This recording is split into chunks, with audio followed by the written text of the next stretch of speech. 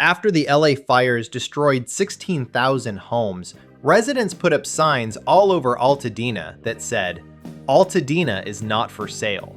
Those signs are gone now. The land sold anyway. And the people who bought it weren't the families who lost everything. They weren't the community trying to rebuild. They were investors, with cash, moving fast. While the ash was still warm. This is the story nobody's telling you. And by the end of this video, you're going to understand exactly how natural disasters don't just destroy homes, they transfer wealth. A rallying cry to preserve Altadena's legacy.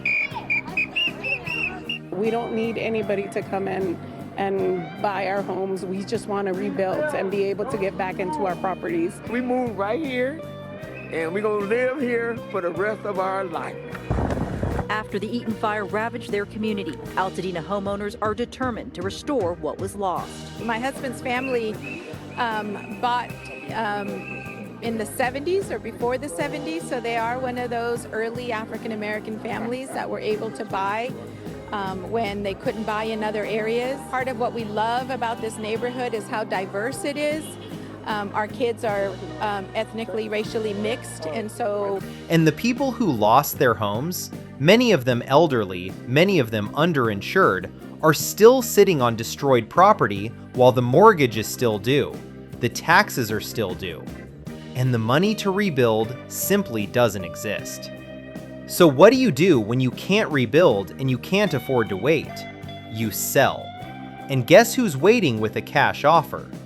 But before we get into the numbers, let's talk about history. Because this isn't new. America has done this before, and the playbook is always the same. August 29th, 2005, Hurricane Katrina makes landfall. New Orleans floods. The lower 9th Ward, a historically black community that families had built over generations, gets wiped out overnight. By 2010, only 37% of the pre-Katrina population had returned. Investors and developers had bought up the land. The community that built those neighborhoods never came back. New Orleans rebuilt, just not for them. 1930s to 1968. The federal government ran a program called redlining.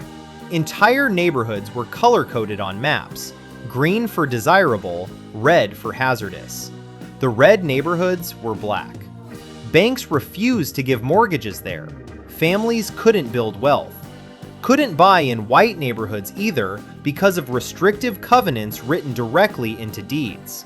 So black families found the few places they could, places like Altadena, California. 1940s to 1980s. Altadena becomes one of the only communities in Los Angeles where black families could actually buy homes and build equity. For decades, they did exactly that. Built community, built generational wealth, built something that was supposed to last. January 7th, 2025. The fires start. 16,000 structures destroyed.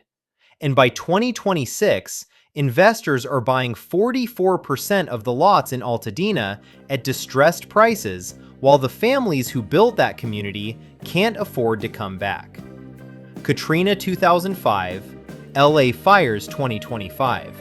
Same playbook, different disaster. Same result.